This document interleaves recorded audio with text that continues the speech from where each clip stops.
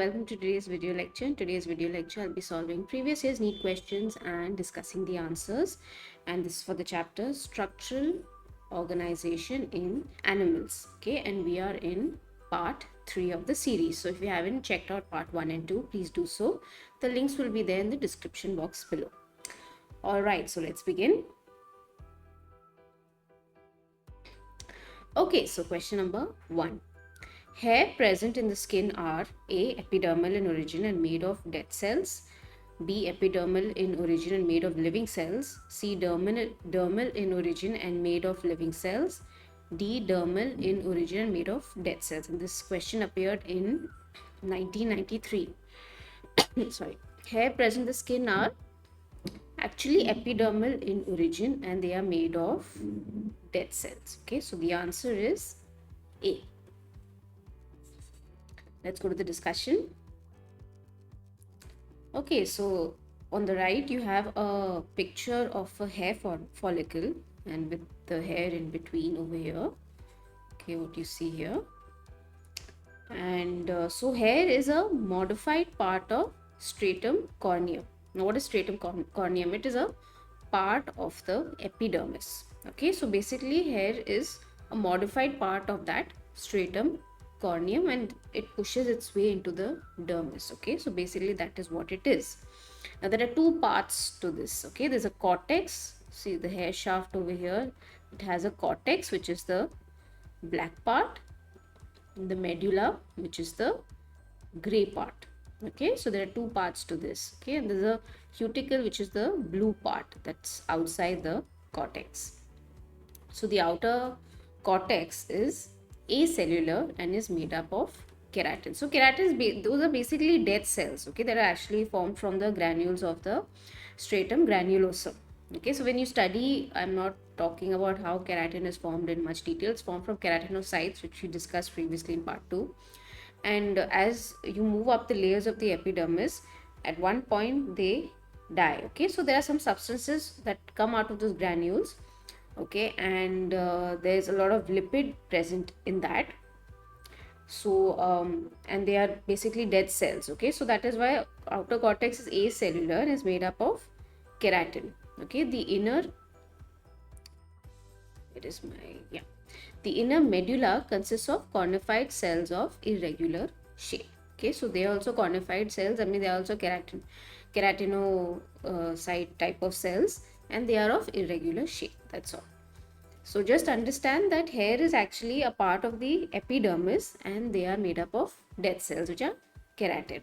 Okay, so basically this is what it is.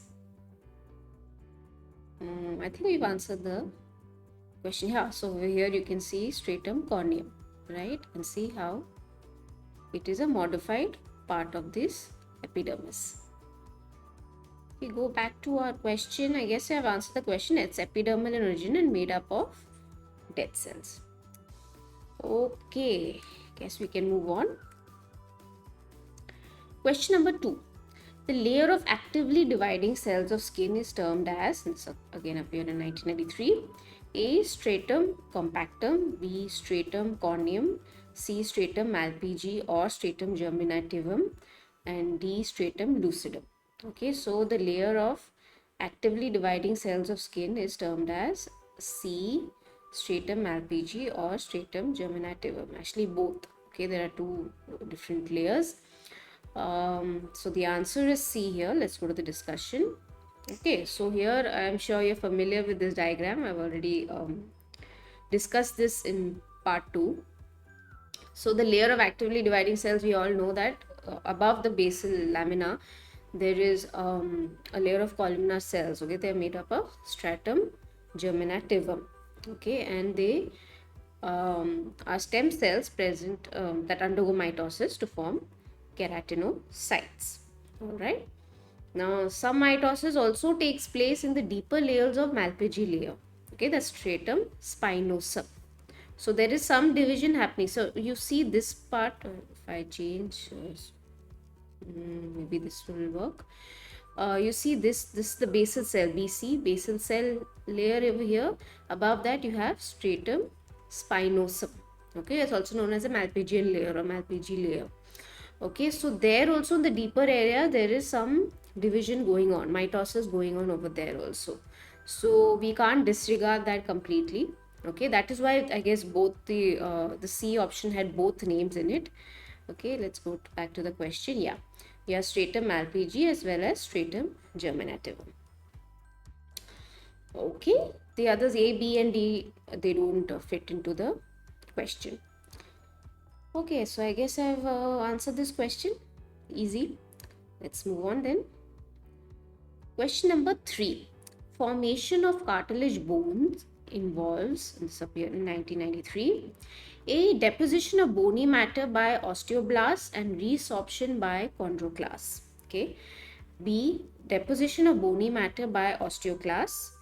Okay. C. Deposition of bony matter by osteoclasts only.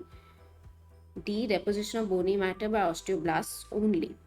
Okay, so osteoclasts don't do deposition of bony matter. So B and C, they are incorrect. And we need to understand what cartilage bones are. Cartilage bones are bones that are formed from cartilage. Okay, so there are some bones which were originally cartilage and they have been converted into bones. Okay, so this is what cartilage bones are. Especially in the fetal stage, when there's development of the fetus, they are initially cartilage and they slowly get converted to bones. Okay, so those are called cartilage bones. There are some bones that are directly bone, as in there's a direct deposition of osteoblasts, forming the bony matter. Okay, that is different, but we are talking about cartilage bones that come from cartilage. So their origin was cartilage actually, and they have been converted to or transformed into bones.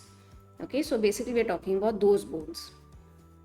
Deposition of bony matter by osteoblasts only, or deposition of bony matter by osteoblasts and resorption by chondroclasts. So actually the answer over here is A and not D. Okay, the answer here is A, and we'll go to the discussion to help you understand how cartilage bones are formed. Okay, so the correct answer is A. Let's go to the discussion. Okay, so cartilage bones are formed by endochondral ossification. So the process of conversion of cartilage to bones is called endochondral ossification. That is by replacing cartilage to bones. Okay, this is what it is. These are called cartilage bones. Now, how does the process happen? Okay, I'm briefly going to explain this to you so that you understand how osteoblasts and chondroclasts are participating in this whole process. Okay, so now there are mesenchymal cells. Okay, mesenchymal cells are form of stem cells. Okay, they condense and some mesenchymal cells change to chondrocytes. Now chondrocytes are the cells which form the cartilage, right? Now these cells form hyaline cartilage. Okay, so basically the cartilage, that could be a possible MCQ question, right? What kind of cartilage is used in endochondral ossification? Okay, so it's hyaline cartilage which is formed from those chondrocytes, from mesenchymal cells. Now some of these get converted to chondrocytes and these chondrocytes then form hyaline cartilage. The mesenchymal cells on the surface of the cartilage form the perichondrium. Okay, so there is a perichondrium, some mesenchymal cells form that.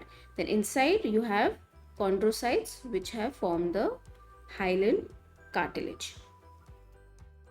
And this surface, the perichondrium, is vascular. Okay, that means there's a lot of blood vessels there. Okay, there's a lot of blood flowing.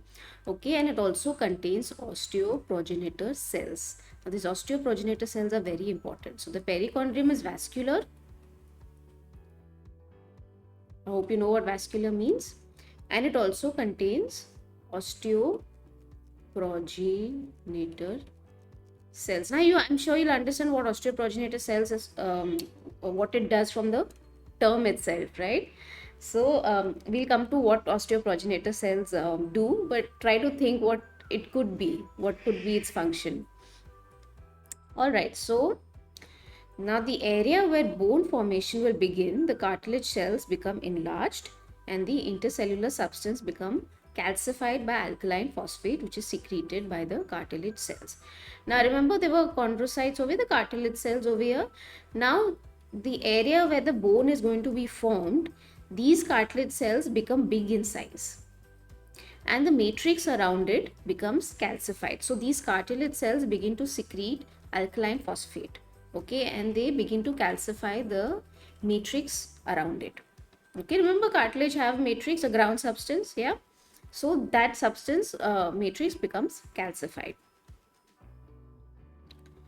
Okay, so now what does chondroclast do? The chondroclast cause degradation of non-mineralized matrix. Now there are only certain cartilage cells which are participating in the formation of bone, right? That means they're enlarging in size and the matrix around it is becoming calcified because of alkaline phosphate.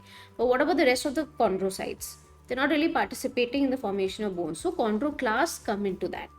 And what does chondroclast do?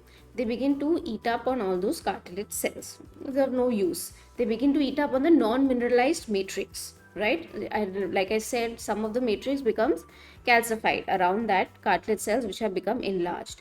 The ones that are not mineralized, okay, it has no effect. Chondroclasts begin to eat on that. Okay, and they also destroy chondrocytes.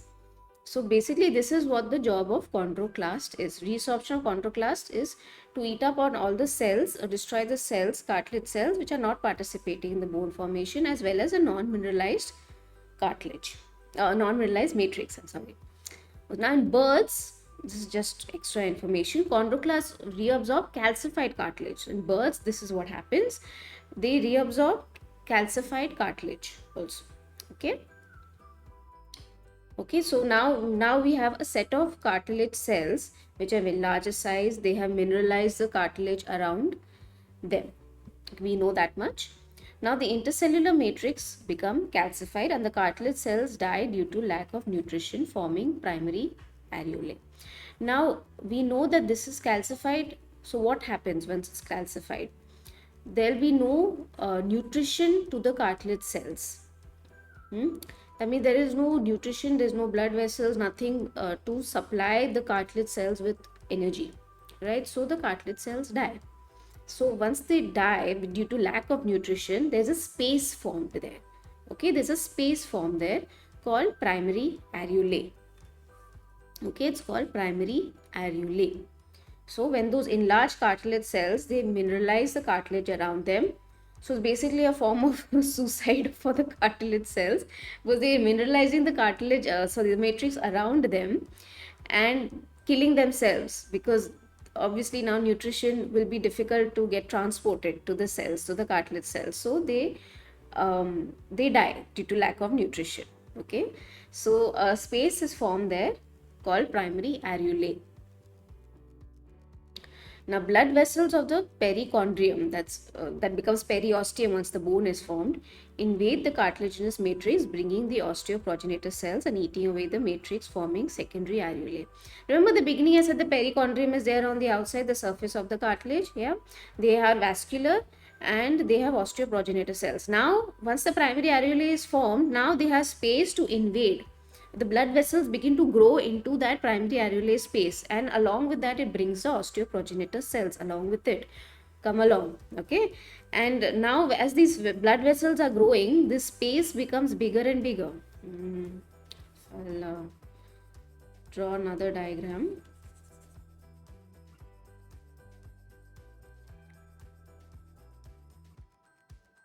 Okay, so now we know primary areolae is formed. Yeah, so now once primary areolae is formed, now the blood vessels have an opportunity to grow inside. Okay, they invade into that primary areolar space and they begin to eat up on everything, forming a bigger space called secondary areolae. Okay, so this primary areolae is now become secondary areolae. That means it's like a bigger space inside.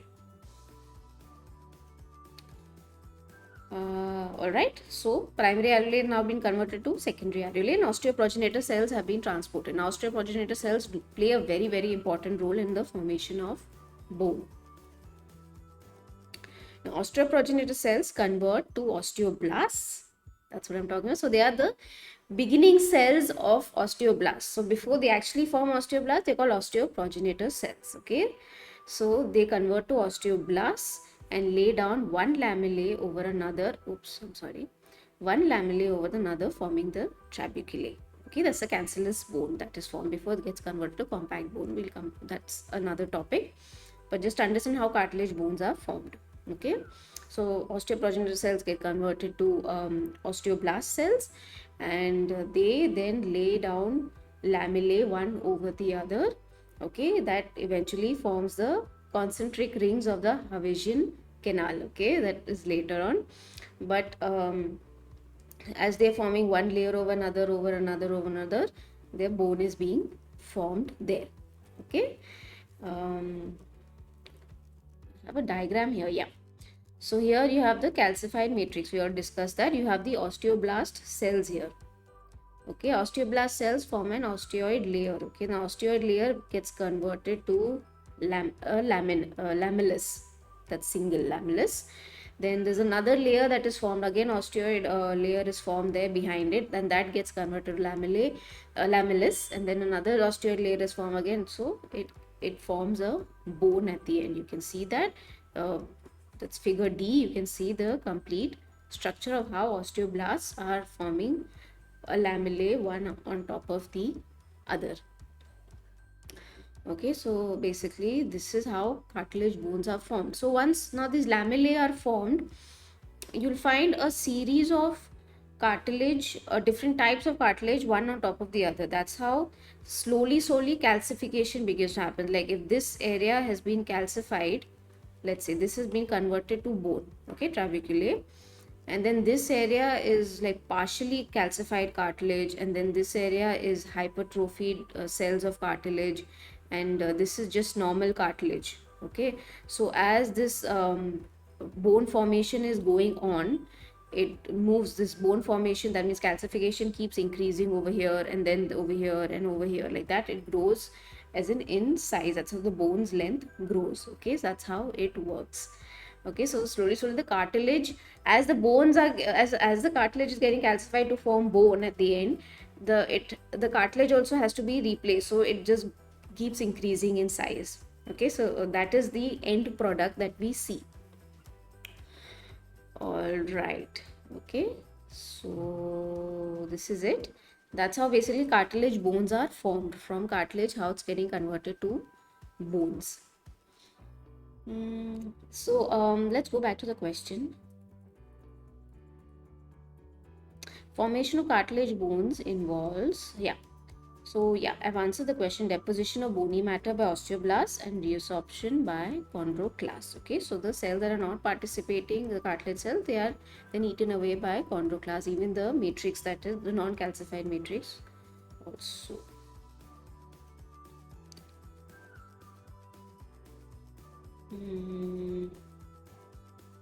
Okay, I guess we can move on to answer this question. In case you're curious, I've taken this diagram from I.V. Singh. That's the name of the author. It's a textbook of histology. Okay, let's move on then. Question number 4.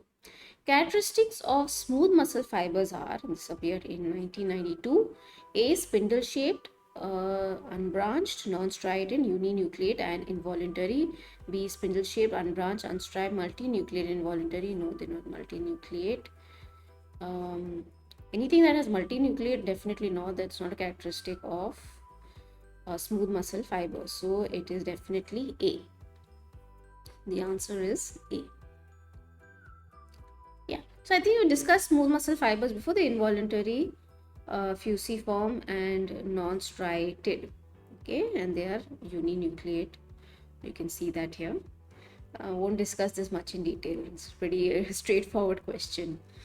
But the cartilage bones was a good question. Okay, that deserved a smiley face. I'm just letting you know. Yeah. All right. Question number 5.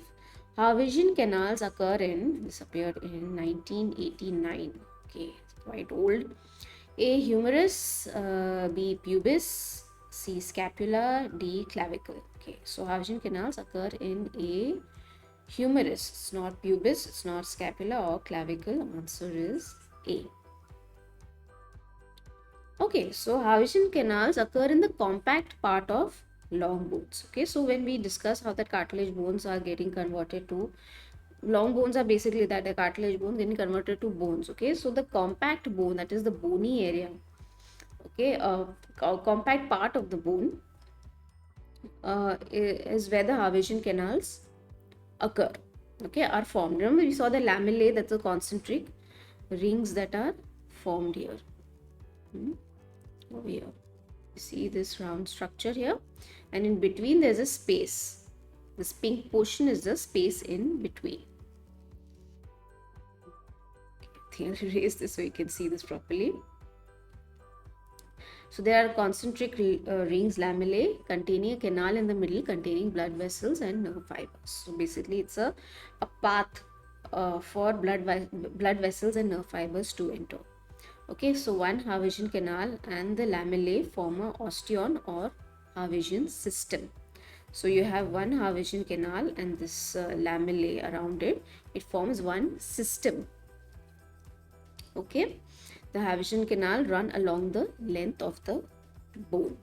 Remember we talked about how cartilage bones were formed? Yeah, so as the bone is increasing, they run along the length of the bone. Okay, it forms lamellae from that matrix there. Okay, so yeah, basically this is what it is. Okay, humerus definitely has Harvesian canals in it. Okay, they are long bones. Right, let's move on then. Question 6. Histamine secreting cells are found in, it's occurred in 1989. A, connective tissue, B, lung tissue, C, muscular tissue, D, nervous tissue. So histamine secreting cells are mast cells and they are found in connective tissue. Answer is A. So mast cells secrete that, and yeah, basically this is what I have explained what mast cells are, but they are form part of areolar connective tissue. Okay, so when you look at a structure of the areolar connective tissue, you'll find mast cells.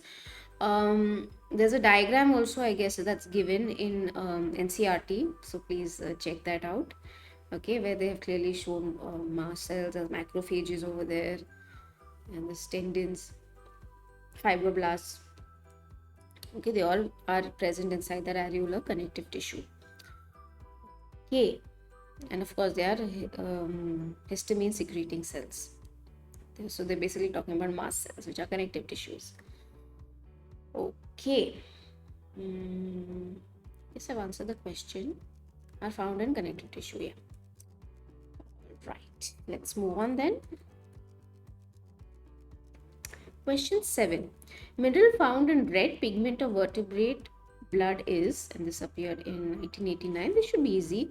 A, magnesium, B, iron, C, calcium, D, copper. Clearly it's iron. That's what they're talking about. Okay, so your answer is B. So the red pigment is hemoglobin in vertebrate blood, and the mineral found is iron. Is iron. So I hope you know the structure of hemoglobin, right? So there is pyrrole rings. There are 4 pyrrole rings. I think I've already discussed this in breathing and exchange of gases. I think we've discussed hemoglobin so many times over there. So you have 4 pyrrole rings with iron in the middle. Okay, and there is a globin chain. So there's two alpha and 2 beta chains in hemoglobin, the hemoglobin A. Okay, that is found in adults. Yeah, so obviously that hemoglobin gives a red pigment, okay, to the blood. And yes, so this is pretty simple. Come on, you should be knowing this answer. All right, let's move on. Question 8. Ferritima and its close relatives derive nourishment from, this appeared in 2012. A, sugarcane roots, B, decaying fallen leaves and soil organic matter, C, soil insects, D, small pieces of fresh fallen leaves of maize. So ferritima and its close relatives. So ferritima is basically a scientific or biological name for earthworm. Okay, so they derive nourishment from decaying fallen leaves and soil organic matter. So the answer is B. So Ferritima are detrivorous animals. I'm sorry I did not put this in italics, but all scientific words when you're typing, they should be in italics, and if they're handwritten, they should be underlined. Okay, they are detrivorous animals and they consume decomposing plants and animal parts and fecal matter. Okay, so that's what detrivorous animals consume. Okay, that forms a part of their nourishment. Even if they ever ask you, this could be a possible MCQ question. Okay, what are detrivorous animals, or detrivorous could be a part of the option, right? They could ask you that. So basically, this is the term that is used, the detrivorous. All right, let's move on then. Question 9. One very special feature in the earthworm Ferritima is that it's appeared in 2011. A, fertilization of eggs occur inside the body. No, that's incorrect. Typhlosorb greatly increases the effective absorption area of the digested food in the intestine. Yes. C, the S-shaped setae embedded in the integument are the defensive weapons used against the enemies. No. D, it has a long dorsal tubular heart. No, doesn't make sense. So the answer is B. Okay, so typhlosorb is present in the intestine. We'll come to the discussion later. I want to explain it here. The answer is B. Yeah, so here this is directly taken from NCERT. So you should know this diagram. They could ask you anything related to this diagram, right? So the intestine of Ferritima has a typhlosolar region. Typhlosolar part of the intestine is over here. Okay, and it runs from the 27th segment. So it begins over here, 27th segment, up to 23rd to 23 to 25 segments in front of the anus. So it's that long. So if there are like 100 segments or 120 segments in an earthworm, so it starts from the 27th segment and it will run up to the 23 or 25 segments before the anus. The mid dorsal wall, dorsal is that side, the ventral is this side. Okay, so dorsal is the top side. The mid dorsal wall forms a longitudinal fold which is known as typhlosorb. Okay, so this is the, let's see if you're looking at the dorsal part of the earthworm. Okay, so there is a fold over here, okay, which is known as typhlosorb. The typhlosorb increases the absorptive surface of the intestine. Okay, so basically that's the job. Okay, increase the absorptive surface of the intestine, so there's proper absorption of nutrition. Yeah, so basically the other discussions, as in options A, C, and D don't make sense. It's only B.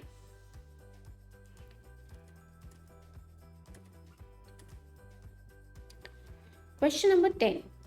Which one of the following structures in Ferritima is correctly matched with its functions? Appear in Means 2011.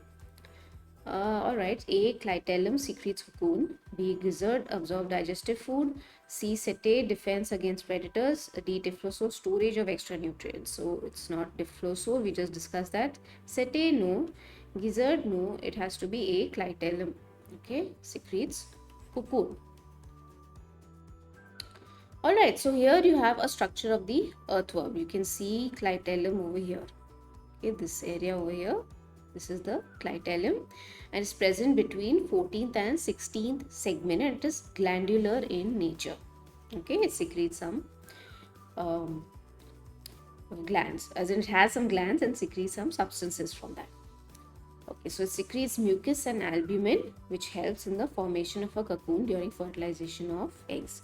So above that you have the female, you know that earthworms are hermaphrodite. Okay, so they have male and female reproductive parts. Okay, so just above the clitellum there are these the female reproductive part, okay, which contains the ovaries and which gives out the ova, and above that it has a spermatheca where the sperms are stored after copulation. Okay, so clitellum's job is to form a cocoon and it will slide, so the earthworm then slides backwards. Okay, it's interesting to see how the cocoon is formed.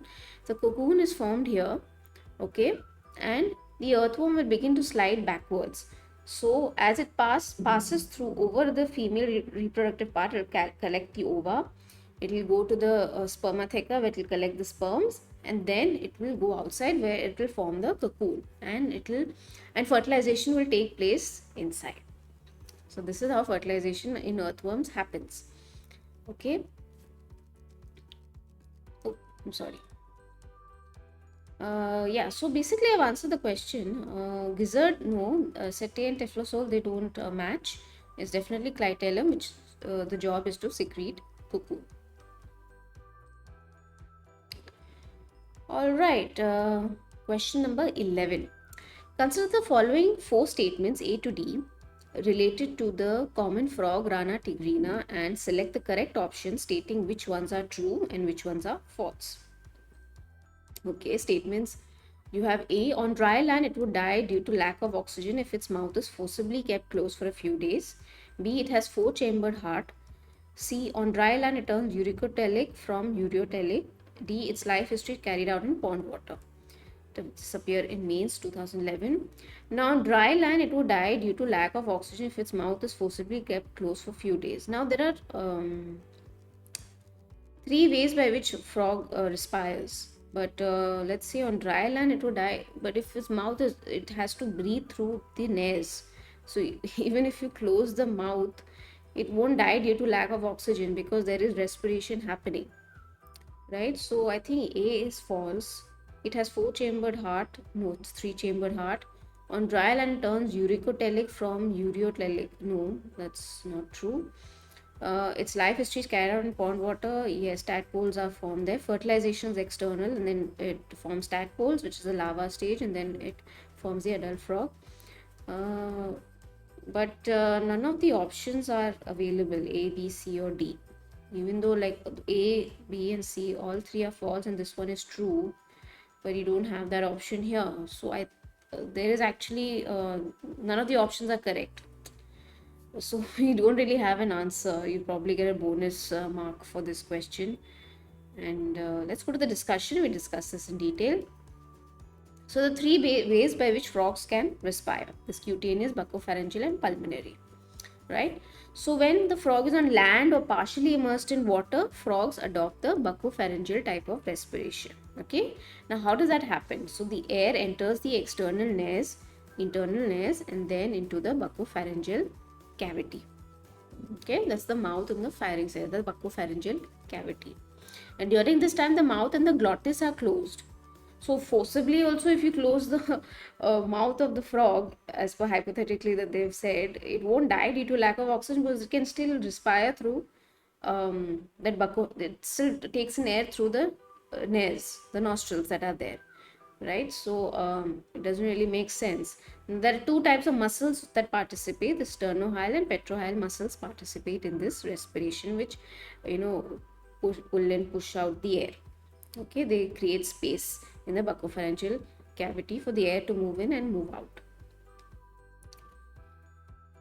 In pulmonary respiration, air enters into the glottis and then into the laryngotracheal chamber. Okay, so it enters into a laryngotracheal chamber.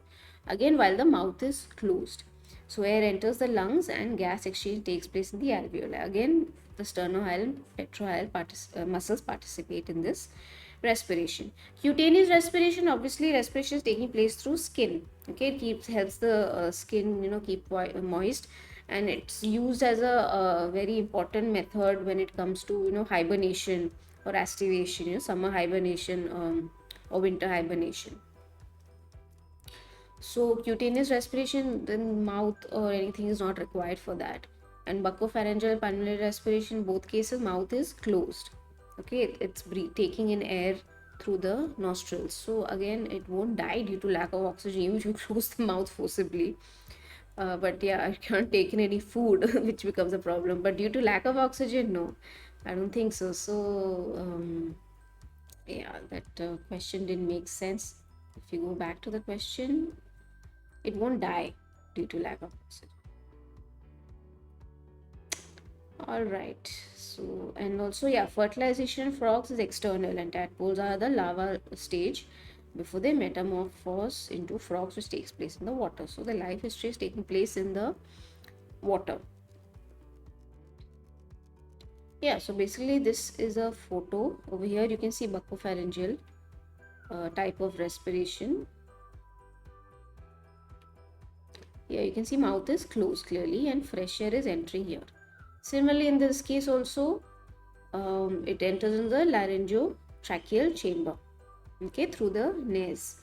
So in both cases, mouths are closed. All right, and also yes, it has a three-chambered heart. So yeah, that's again, that option was incorrect. So basically, none of the options were correct that matched the question. All right. Yes, I've answered the question, I guess.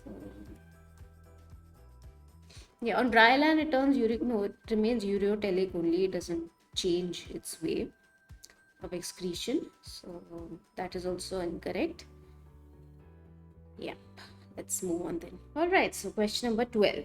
Which from the following correctly describes the location of some body parts in the earthworm Ferritima? This appeared in 2009. A. 4 pairs of spermatheca in 4 to 7 segments. B. 1 pair of ovaries attached at the intersegmental septum of 14 and 15 segments. C. 2 pairs of testes in 10th and 11th segments. D. 2 pairs of accessory glands in 16th and 18th segments. So basically they're asking the location of all the reproductive parts, or other parts related to the earthworm, and where each one is located. So 4 pairs of spermathecae in 4 to 7 segments? No. 1 pair of ovaries attached at the intersegmental septum of 14 and 15 segments? No. 2 pairs of testes in 10th and 11th segments? Yes. 2 pairs of accessory glands in 16 to 18 segments? No. So the answer is C. Okay, let's go to the discussion.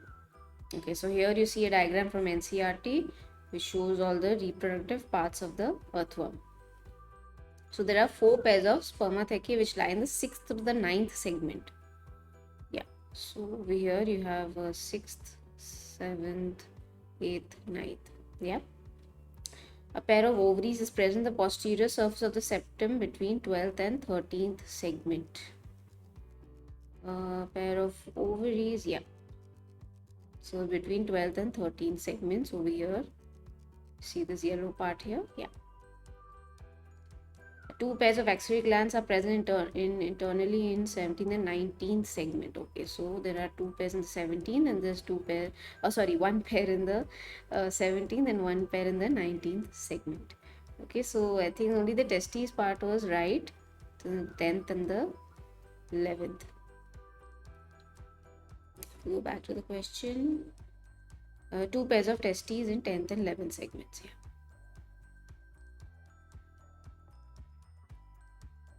So there's 1 pair in the 10th and there's 1 pair in the 11th. So the testis sacs in which the testes are present.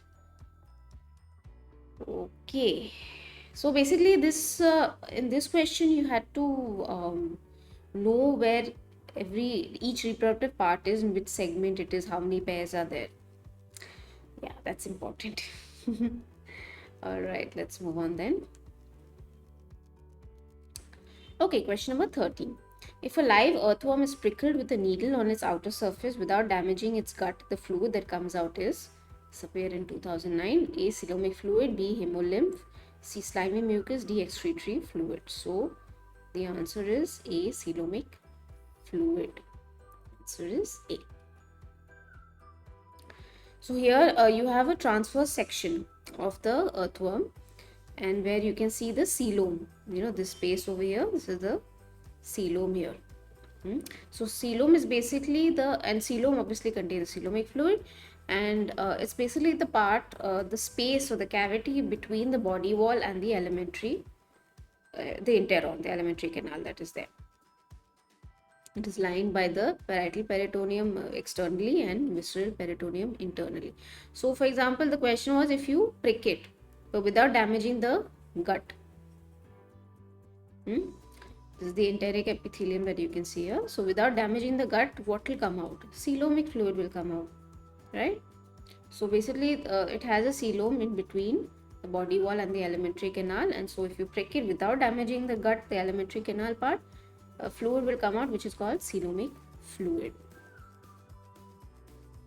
If we go back to the question, yep, its answer is A. So space is filled with coelomic fluid. So if it's pricked on the outer surface and not damaging the gut, then coelomic fluid will. Yeah. All right. Question number 14. Earthworms have no skeleton, but during burrowing, the anterior end becomes turgid and acts as a hydraulic skeleton, which is due to, this appeared in 2008, A. Gut peristalsis, B. Setae, C. Coelomic fluid, D. Blood. Again, it has no skeleton, but that area, the anterior end becomes turgid because of, it needs to locomote, it needs to move around, right? And that's due to coelomic fluid. So the answer is C. So the anterior end becomes turgid due to the presence of coelomic fluid. We just discussed that. This helps in locomotion. Okay, it helps in moving around. Okay, let's move on. This is easy. Question number 15. Earthworms are, and this appeared in 2006, A. A monotelic when plenty of water is available. B. Ureotelic when plenty of water is available. C. Uricotelic when plenty of water is available. D. Uricotelic under conditions of water scarcity. Okay, so earthworms are usually monotelic and ureotelic. They are not uricotelic. So C and D are incorrect. They are not usually ureotelic is when there is a ability to conserve water, not when there's plenty of water available, right? So they usually become a monotelic when plenty of water is available. So the answer is A. Answer is A. Earthworms are a monotelic and ureotelic. To understand this, please read excretory system. I've explained the differences between all three, mono, ureotelic and uricotelic. A monotelic, the excretory product is ammonia, which is actually more harmful. So when there's a lot of water present, fishes or anything, that they all are monotelic. So when there's plenty of water available, earthworms are a monotelic. They are able to excrete that ammonia easily. Okay, ammonia gets converted to urea in the case of ureotelic organisms. We are ureotelic, humans are. So it is less toxic as ammonia, and it happens with the help of urea cycle.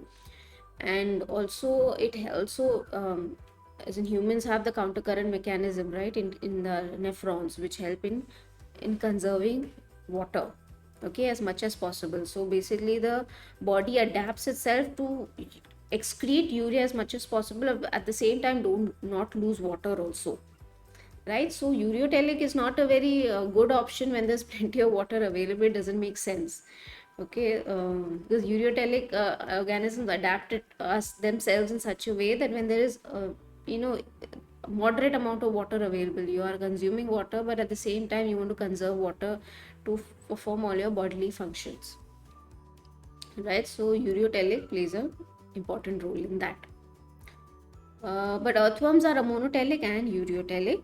So but as per the options, I guess this was more like an application of excretory system also. So you need to understand what a monotelic and ureotelic are.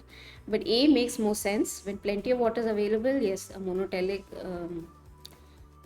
is a suitable way of excreting your nitrogenous waste products. Okay. So ammonia is the chief nitrogenous waste product when there's plenty of water. Alright, question number 16.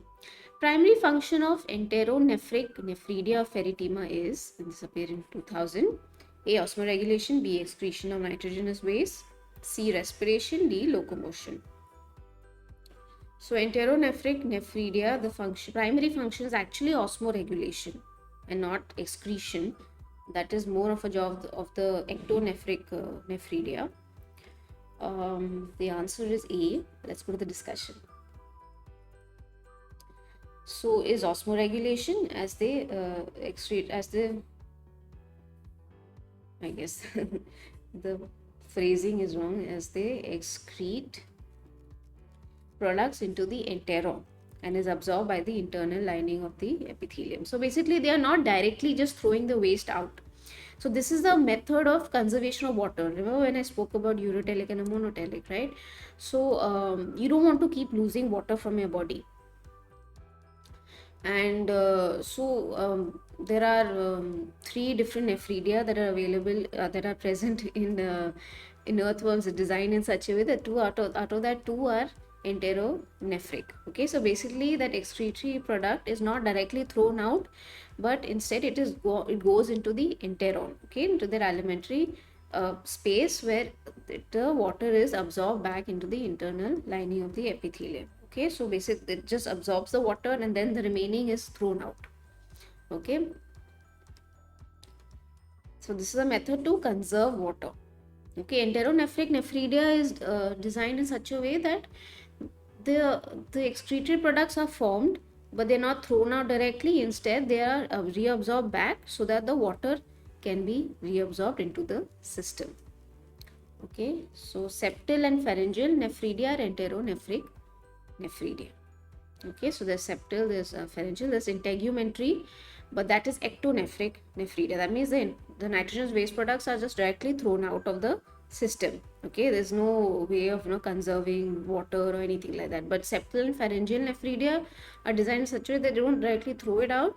They in fact absorb into the epithelium, where again this is a method of conserving water. You don't want to lose so much water from your body also. So it's a way to adapt situations where there is less water around. So yeah, this is it. Yes, I've answered the question. Yeah, so if you ever get a question, what is enteronephric, primary function of enteronephric nephridia, it's osmoregulation. That if the question says ectonephric nephridia, then it's B, excretion of nitrogen waste products. All right, let's move on. Question number 17. Earthworm possesses hearts. This appeared in 91. A 6 pairs, B 4 pairs, C 2 pairs, and D 1. Earthworm possesses hearts. There are 4 pairs of hearts in earthworm. I mean, there are 8 hearts. Okay, so the answer is B. There are 4 pairs of hearts in earthworm. So the anterior pair lie in the 7th and the 9th segment and receive blood from the dorsal blood vessel to the ventral blood vessel. And the posterior 2 pairs lie in the 12th and the 13th segments and are called lateroesophageal hearts. Okay, they carry blood from the dorsal vessel and the supraesophageal vessel to the ventral blood vessel. Okay, both of them are going to the ventral blood vessel. So there's one on the posterior side. Okay, that's the anterior side in the 7th and 9th segment, and then to the posterior side, that's 12th and the 13th segment. Okay, I think I have a diagram here. Yeah, so you have the lateral hearts here, 7th and the 9th segment over here. The lateroesophageal hearts that are in the 12th and the 13th segment. All right. And I'm sure the ventral vessel also somewhere. Yep, the ventral vessel is here. So the blood flows into the ventral vessel. Okay, and they are in this is the dorsal vessel, I'm sure. Yeah, this is the dorsal vessel. Okay, so that's how these hearts function. They participate like that and they are situated like that. So there are 4 pairs. Okay, the 4 pairs. One on either side. All right, let's move on. Question number 18. Blood of Feritema is, this appeared in 1990. A, blue with hemocyanin copper cells. No. B, blue with hemocyanin plasma. No. Red with hemoglobin copper cells. No.